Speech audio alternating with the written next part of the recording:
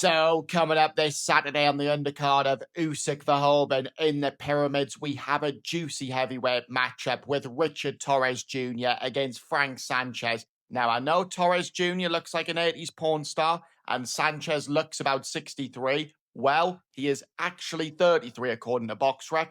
So let's go with that. And don't be fooled by the looks of Torres Jr. Not only is he a magician in the bedroom, he can also fight like fuck. This heavyweight matchup will steal the show on Saturday night. So kicking off with a Cuban flash, Frank Sanchez, who has a record of 25-1 with 18 wins coming via knockout. He suffered his first loss against Ajit Kabiel 2 years ago, and since then he's only fought once against a journeyman in February of last year, so he's been extremely inactive, but he has had lots of injury problems, particularly with his right knee, so he had to take more time out to recover, and it was pretty obvious in the Kabiel fight he wasn't 100%. It looked like he only had one leg, and he got dropped twice in round 7. He was hurt to the body and ended up getting stopped. It's not a loss that's aged badly. Kabiel is a world-class heavyweight, so no shame at all in losing to him, especially when he was clearly hampered. And it's good to see him back because he's a quality heavyweight on his day, as we saw against F.A. Jagba. Fantastic win. He won a decision over him on the undercard of Fury Wilder 3. He's got fantastic hand speed. Technically, he's superb. He can punch as well.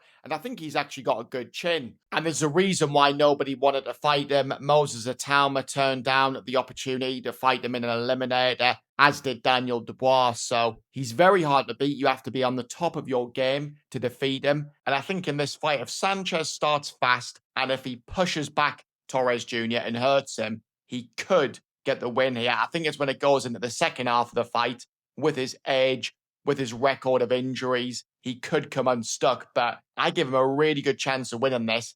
But he has to be on it. He has to be fully fit, because Richard Torres Jr. is full of confidence. He currently has a record of 14-0 with 12 wins coming via knockout. He's the younger man at the age of 26. Silver medalist at Tokyo in 2020. Losing out to Bakodia Jalilov, which there's no shame in at all, who's a double Olympic gold medalist in the super heavyweight division. So fantastic amateur career. Torres Jr., southpaw, technically sound. He can punch, but he did have a worrying knockout defeat in the amateurs to Jalilov in 2019. He got knocked spark out, and that is always a worry when you're getting knocked out like that in the amateur game. I know there was no head guards then, but still, that was a heavy knockout, so he does have to be careful in the pro ranks. His best win is against Guido Vianello, who he beat on points via a unanimous decision. Really good fight, actually enjoyed that over 10 rounds. He did get clipped, but rallied through and definitely outworked Guido, who's a good, solid European-level fighter. So I think for Torres, he will come into this fight and he'll look to try and outbox Sanchez, but that hand speed of Sanchez has to be taken seriously. And the problem is for Torres, he's only 6'2", which is very small for a heavyweight. So he's going to have to be super careful that he doesn't get clipped on the inside.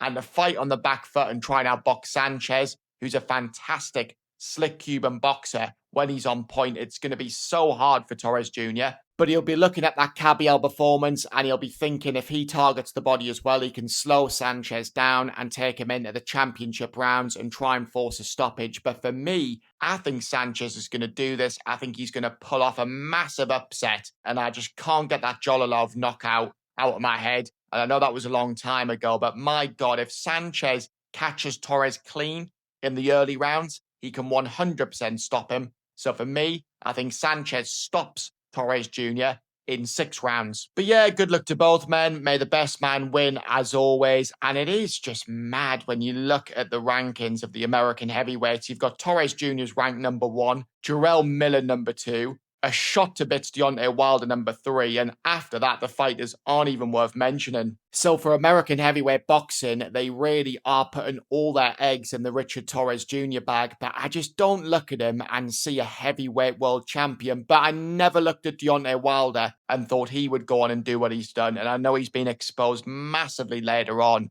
but still, he had a lot of success. albeit a massively padded record. And him being a one-trick pony with that right hand is basically the story of Deontay Wilder, but still, he done extremely well considering his ability. And of course, Charles fucking Martin became world champion, albeit winning a vacant belt against an injured Glazkov, who literally never fought again after, ironically, injuring his right knee. So who knows, maybe that is a sign Richard Torres Jr. is going to pull this off if Sanchez's knee goes. But I think his knee will hold up, and I am picking him for the upset, but I get I'm in the minority here. Let me know your thoughts in the comment section below, guys. Do you think I'm chatting absolute shit, or do you agree that Sanchez will do this? Whatever happens, it will be a fun heavyweight matchup, and for me, this will steal the show. I think it'll be the best fight on the undercard. It's certainly going to be better than the main event.